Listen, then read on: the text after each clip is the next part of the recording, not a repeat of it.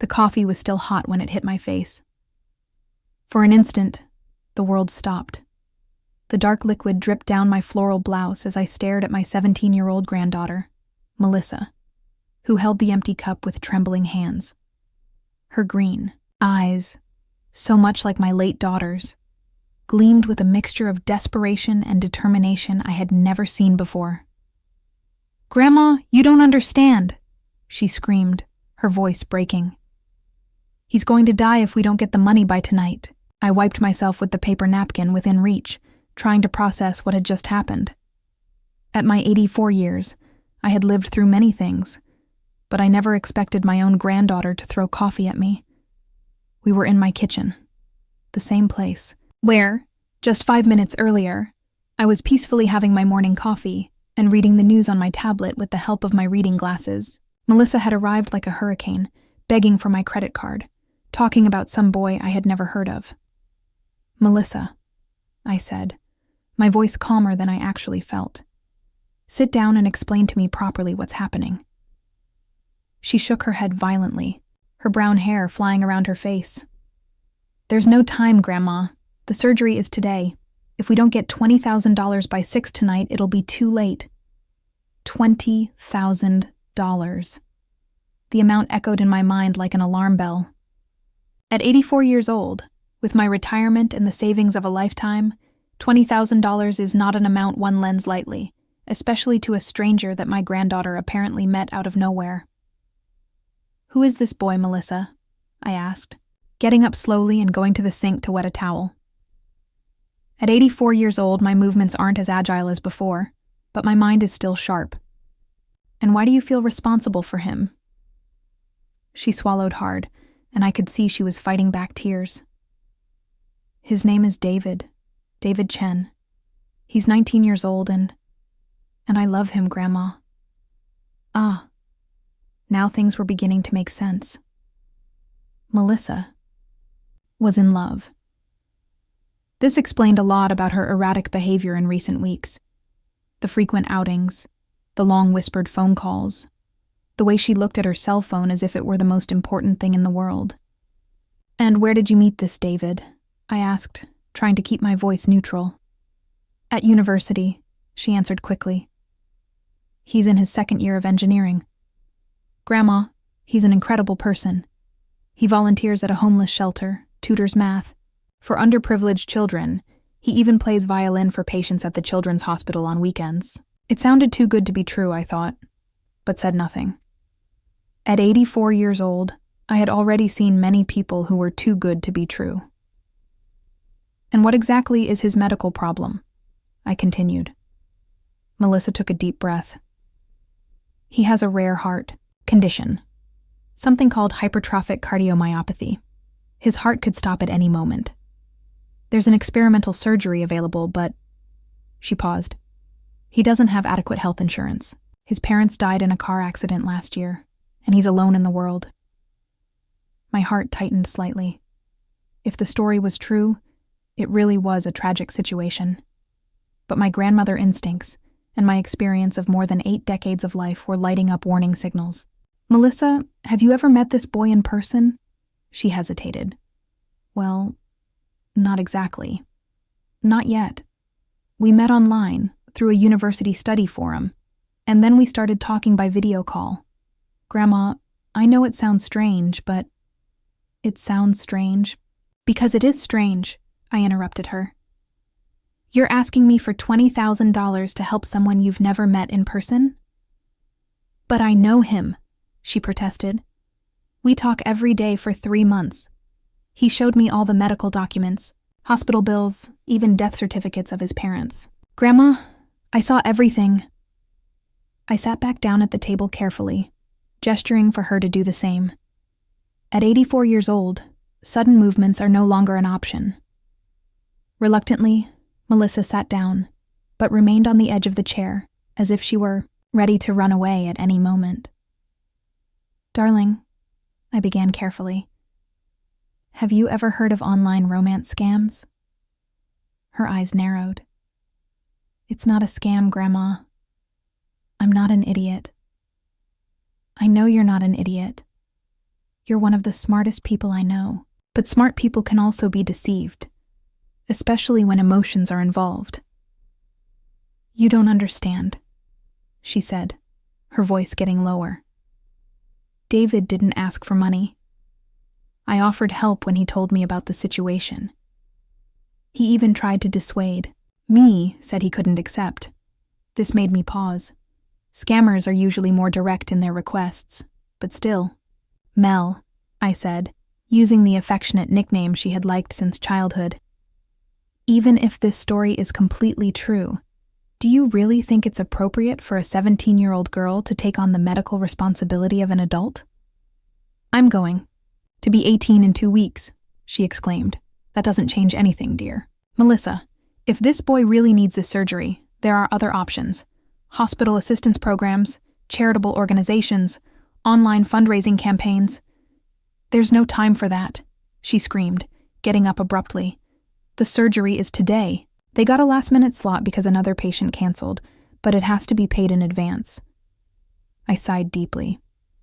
Mel, sit down, please. Let's think about this rationally. She sat down, but crossed her arms defensively. First, I said, $20,000 is a lot of money. Even if I wanted to help, it's not an amount I have readily available. Second, and more importantly, if someone really needs emergency surgery, no hospital in the United States can legally deny treatment due to lack of advance payment. But this is experimental surgery, she contested. The rules are different. Still, there are protocols. No one dies for lack of $20,000 in a real emergency situation. Melissa was quiet for a moment, and I could see she was processing what I had said. Then, suddenly, she grabbed her cell phone. I'm going to call him now, she said. You can talk to David personally. Before I could respond, she was already dialing. She put the phone on speaker, and we waited. After a few rings, a male voice answered. Mel? Thanks for calling back. I was so worried. The voice sounded young, with a slight accent I couldn't identify. There was also a tone of weakness, as if the person was really sick. David, Melissa said quickly. My grandmother is here. She wants to talk to you about the situation. There was a pause. Oh. Mel, I said I didn't want to bother your family. Hello, David, I said, leaning toward the phone. My name is Eleanor. Melissa told me about your situation. I'm sorry for what you're going through. Thank you, ma'am, he replied, his voice genuinely sounding grateful. I want you to know that I never asked Melissa for anything. She offered help when I mentioned my problem, but I said I couldn't accept. I understand that, David. But I'm curious about some details. Can you tell me the name of the hospital where you are? Another pause. I'm at Presbyterian Medical Center. Ma'am?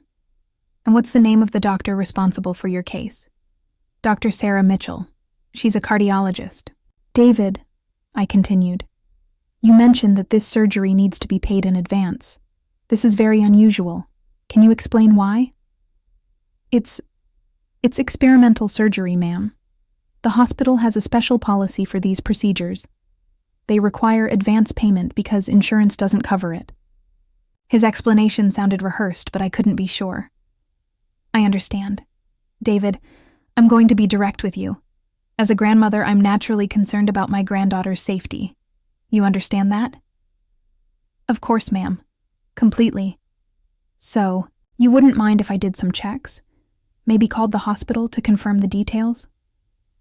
There was a long pause this time. Ma'am, I understand your concern, but the hospital has strict privacy policies. They can't discuss patient cases with third parties. Technically, that was correct, but something in his response bothered me. David, I appreciate your understanding. I'm going to talk to Melissa and get back to you. Please, ma'am. His voice suddenly became more urgent. I understand your caution, but we really don't have much time. The surgery is scheduled for 5 o'clock. We ended the call, and Melissa looked at me expectantly. So? She asked. Mel, I'm going to be honest. Something doesn't seem right to me. What? She exploded. He was completely respectful. He answered all your questions. Yes, but... I paused, trying to organize my thoughts. You know what we're going to do? We're going to the hospital. What? If David is really there, if there's really a scheduled surgery, then we can see this in person. And if there's really a medical emergency, I'll be more willing to help. Melissa looked at me as if I had suggested we fly to the moon. Grandma, this is crazy. It's a 2-hour drive there. And you? She stopped, clearly worried about my age. Dear, I said firmly, at 84 years old, I've driven to much more distant places. And if this boy really needs our help, it's worth the trip. For a moment, I thought she would refuse. But then, to my surprise, she nodded. All right. But when you see that I'm right, you'll help me? If everything is exactly as you said, I'll seriously consider it. An hour later, we were on the road. Melissa insisted on driving, worried about the long trip for someone my age, but I was still perfectly capable. She spent most of the trip frantically texting on her cell phone, presumably to David. I, on the other hand, was using the time to think, something that 8 decades of life had taught me to do well. There was something about the whole story that didn't fit. It wasn't just the fact that they had never met in person, although that was a huge red flag. It was more subtle than that. David's answers had been too perfect, too prepared. In 84 years of life, you learn to recognize when someone is following a script. Grandma, Melissa said suddenly, interrupting my thoughts. David said he's in room 302. Right. And does he know we're going? Yes. He was surprised, but said he'll be happy to meet us. We arrived at Presbyterian Medical Center at 2 p.m. It was a large, modern hospital, exactly the kind of place where experimental surgeries could happen. This gave me a small hope that maybe Melissa was right. We went to the reception, where a middle-aged woman with a professional smile greeted us. She looked at me with special attention, probably worried if I might need assistance. How can I help you? We're here to visit David Chen in room 302, I said, my voice still firm despite my age. She typed something into the computer, frowning slightly. I'm not seeing any David Chen in our current records. My stomach sank, but Melissa quickly stepped forward. Maybe he's registered under another name, or maybe he was transferred? The receptionist checked again. I'm sorry, but we don't have any patient with that name. Maybe you have the wrong hospital. Can you check if there's a Dr. Sarah Mitchell in cardiology? I asked. More typing. Yes, we have a Dr. Mitchell in cardiology, but she's been on vacation for 2 weeks and only returns next Monday. The silence that followed was deafening. Melissa was staring at the receptionist as if she had spoken in a foreign language. This must be a mistake, she murmured. I'm sorry, the receptionist said gently. Maybe you'd like to check with other hospitals in the area. I thanked her and guided Melissa out of the hospital. She was in shock, her eyes glazed and her breathing irregular. Grandma, she said when we got to the car, I don't understand. David said he was here. He showed me photos of the room, of the hospital. Mel, I said softly, leaning on the car for a moment. Photos can be easily faked or taken from anywhere. At 84 years old, I've seen many people trying to deceive others, but he can't have lied about everything. I talked to him for 3 months. I sat in the passenger seat, letting Melissa drive the way back. Dear, people who apply online romance scams are very patient. They invest months, sometimes years, building trust. I've seen this happen to friends of mine. Melissa began to cry. It wasn't just sadness. It was the devastating pain of someone who realizes they have been completely deceived. "I'm an idiot," she sobbed. "No, you're not," I said firmly, leaning to hug her as best I could in the car. "You're a kind and generous person who wanted to help someone you thought was suffering. There's nothing idiotic about that." "But I threw coffee at you," she said, her voice muffled against my shoulder. "I yelled at Grandma, called you insensitive, and you were defending someone you loved. At 84 years old, I can forgive a cup of coffee. I've been through worse things." We sat in the hospital parking lot for another 20 minutes while Melissa processed everything. She tried calling David several times, but the calls went straight to voicemail. "Grandma," she said finally, "what do I do now?" "First, you block all forms of contact with this person. Second, you change all your passwords, email, social media, everything. And third, you learn from this." "But what if I'm wrong? What if there's some explanation?" I sighed, something that at 84 years old had become more frequent. "Mel, there's a very small chance there's some misunderstanding, but all the evidence points to the fact that you were the target of a scam. David Chen probably isn't even his real name." During the trip back home, Melissa was quiet most of the I'm. Occasionally she checked her cell phone, hoping for some message that would explain everything, but nothing came. When we got home, she went straight to her room. I left her alone for a while, knowing she needed to process the situation. Later that night, she came down to the kitchen where I was preparing dinner. At 84 years old, I still insist on cooking. It's one of the things that keeps me active. "Grandma," she said, her voice still hoarse from crying, "can I ask you a question?" "Of course, dear. How did you know? I mean, from the beginning you suspected. How?" I stopped cutting the onions and turned to her. "Experience, mainly. And some inconsistencies in the story.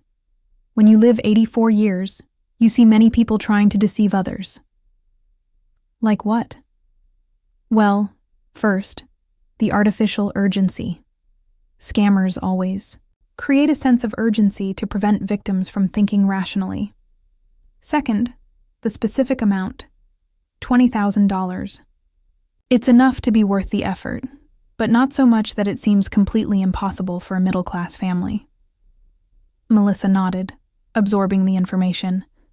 "But what really alerted me," I continued, leaning on the kitchen counter, "was when you said he tried to dissuade you. That's a psychological technique called pullback.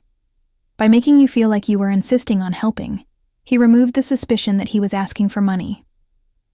"That's really manipulative," she said. "Yes, it is. People who do this are very skilled in human psychology. In 8 decades, you learn to recognize these patterns." Melissa sat down at the kitchen table. "Grandma, I have something to tell you." My heart contracted slightly. At 84 years old, statements like this usually don't bring good news. "What is it?" I had already given him some money before." "What?" I dropped the knife on the cutting board, leaning on the counter. "Not much," she said quickly. $500 from my part-time job. He said he needed it for medications." I closed my eyes, trying to control my frustration. "When was this?" 2 weeks ago." "And how did you send the money?" "Online bank transfer." "Mel," I said carefully, sitting down slowly in the chair next to her, "do you understand that this money is probably gone forever?" She nodded miserably. "I know. I was an idiot." "Stop calling yourself an idiot," I said with more force than I intended. "You were the victim of a crime. There's a difference." I sat next to her. "We'll report this to the police tomorrow. We probably won't get the money back, but it's important that there's a record. People will think I'm stupid. People who matter will understand that you were deceived by someone who does this professionally." That night, I couldn't sleep much. At 84 years old, sleep doesn't come as easily, and I kept thinking about how easy it was to deceive someone when you knew which buttons to press. Melissa was smart, cautious in many areas of life, but like any teenager, she wanted to believe in love. The next morning, we went to the local police station. The detective who attended us, a man named Rodriguez, was kind but realistic, especially considering my age. He offered us comfortable chairs and spoke slowly, assuming I might have hearing difficulties. "We see cases like this almost every week," he said. "Unfortunately, the recovery rate is very low. Most of these scammers operate from other countries." "But can you investigate?" Melissa asked. "We'll open a report and forward it to the cybercrime division, but I don't want to give false hopes." After the police station, we stopped by the bank to see if there was any way to track the transfer. As expected, the money had been quickly moved through several accounts in different countries. During the following weeks, Melissa went through an emotional roller coaster. Some days she was furious with herself. Other days she was depressed. Occasionally, she still wondered if maybe David was real and there was some innocent explanation. It was during this period that something unexpected happened. 3 weeks after the hospital incident, Melissa received a call from an unknown number. Normally she wouldn't answer, but something made her accept the call. "Hello? Melissa? Is it you?" She recognized the voice immediately. It was David. "David," she said, her voice mixing anger and confusion. "Where were you? I went to the hospital and—" "Mel, I can explain everything. Please, let me explain." Melissa looked at me. We were in the living room, and she put the phone on speaker. "Explain, then," she said. "Mel, I lied about some things, but not about my feelings for you. I really fell in love with you during these months. You lied about the hospital. You lied about the surgery. You lied about everything. Not about everything," he said quickly. "My name really is David, and I really am in love with you. But the heart surgery, that was made up. Mel, I'm sorry. I was in a desperate financial situation. My younger sister is really sick, not with her heart, but she has leukemia, and our family doesn't have money for treatment." Melissa looked at me, her eyes full of renewed confusion. "So you made up a story about you being sick too. Get money for your sister?" she asked. "I know it sounds terrible when you say it like that, but yes, Mel, I never did this before. I'm not a professional scammer. I'm just a desperate brother." "David," I interrupted, "if your sister really has leukemia, there are many legitimate resources available. Government programs, charitable organizations. At 84 years old, I've seen many families go through similar situations. We tried everything, ma'am. We're on waiting lists, but she doesn't have time to wait." "Where do you live, David?" I asked. There was a pause. "Toronto, Canada." "And which hospital is treating your sister?" "Sick Kids Hospital." "At least it was a real and known hospital." "David," Melissa said, "even if your story about your sister is true, you still lied to me.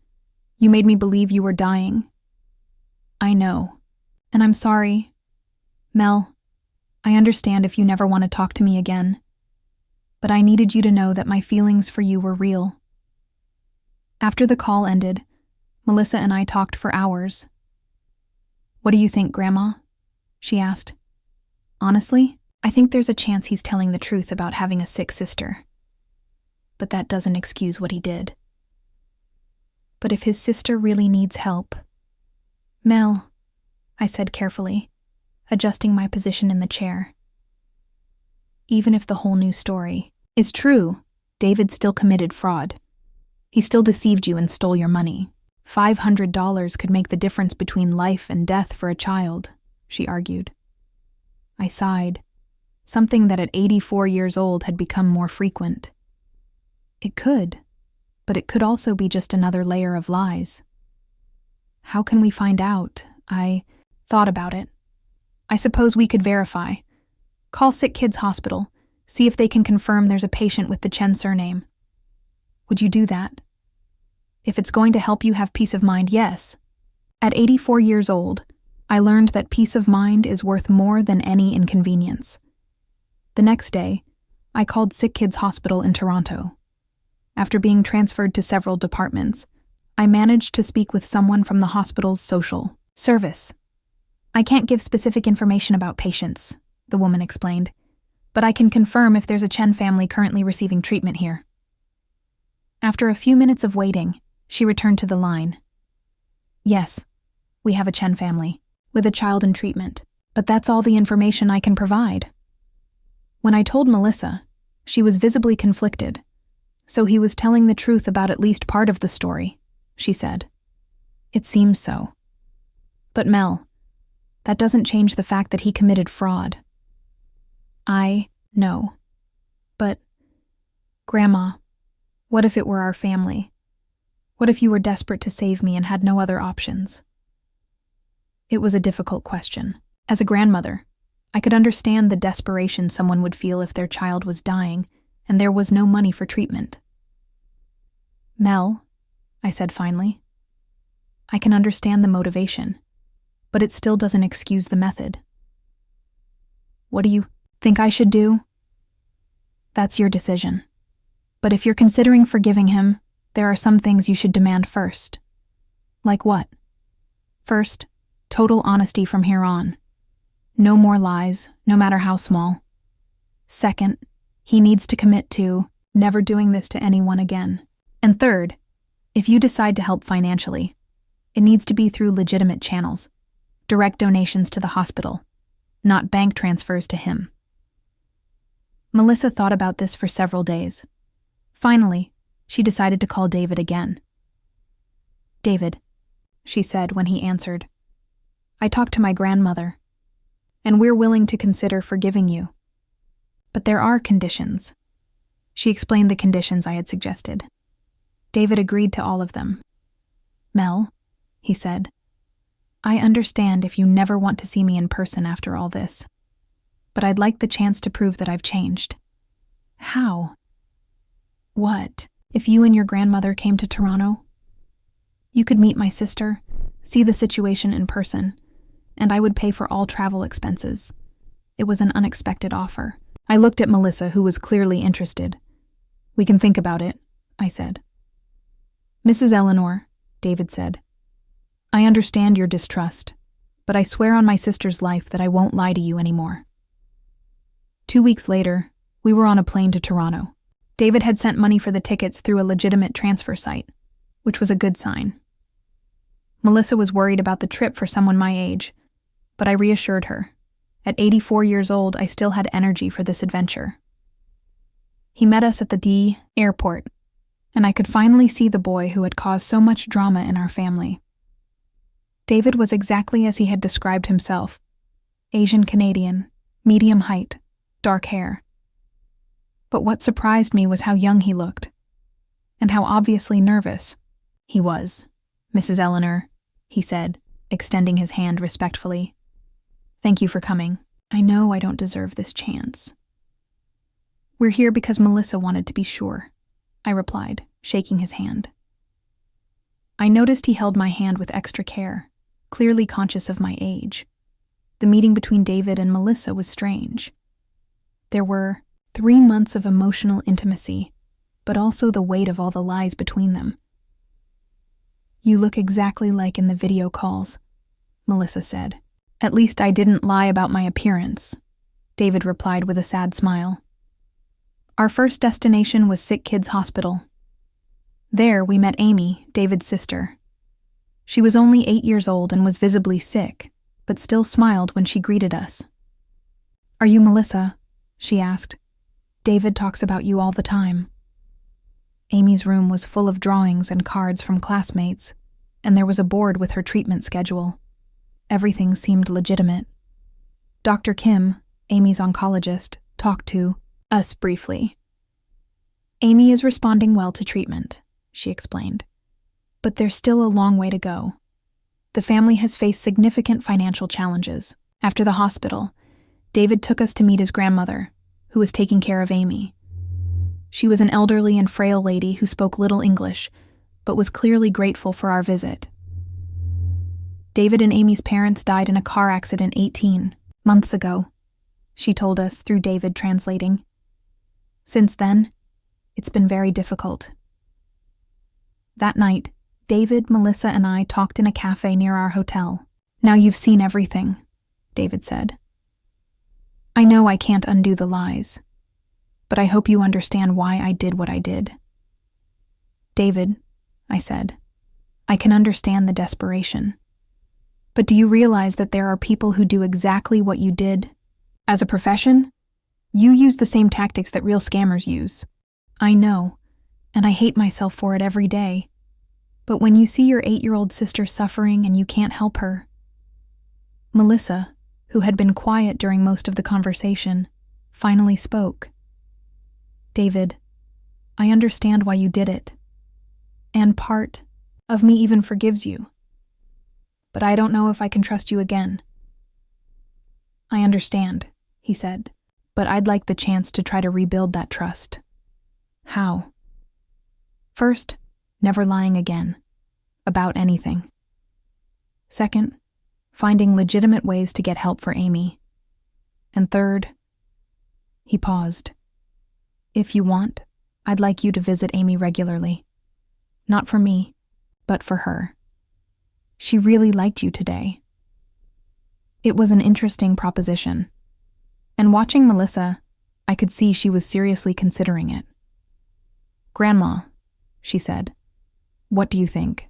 I think this is something you need to decide alone, Mel. But if you decide to continue any kind of relationship with David, I think it should be very, very slow. We spent 2 more days in Toronto. We visited Amy again, and Melissa spent several hours playing with her and reading stories. The connection between them was genuine and touching. On our last night, David took us to dinner at a simple restaurant. Regardless of what you decide about me, he said, I want you to know that you changed our lives just by coming here. How so? Melissa asked. When I told Amy that people from the United States would come visit her, she was so excited. She hadn't had much to be excited about lately. And Grandma? He smiled. She said you brought hope back to our house. And what are you going to do now? I asked. About Amy's treatment? I've already started working with a local charity organization, David explained. And I also created a legitimate online fundraising page with all the real medical documentation. It's been slow, but we're making progress. And financially? I got a second job. It's not much, but it's honest. During the flight back home, Melissa and I talked about the trip. What did you think? She asked. Honestly, I think David is a good boy who did a very bad thing for understandable reasons. That doesn't excuse what he did, but it explains. Do you think I should forgive him? Mel, forgiveness is not the same as trust. You can forgive him for what he did without necessarily trusting him again. At 84 years old, I learned that these are different lessons. But Amy is a sweet child who is not to blame for anything. If you want to help her, that's independent of your relationship with David. How so? You can contribute to her treatment through legitimate channels, without necessarily rebuilding a romantic relationship. With David, Melissa thought about this. But what if I want to try to rebuild things with David too? Then you need to go very slowly, and he needs to prove through actions that he's changed. In the following weeks, Melissa made her decision.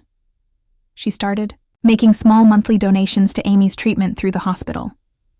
She also started exchanging occasional emails with David, but kept things at a friendship level. I need to rebuild trust gradually, she explained to me.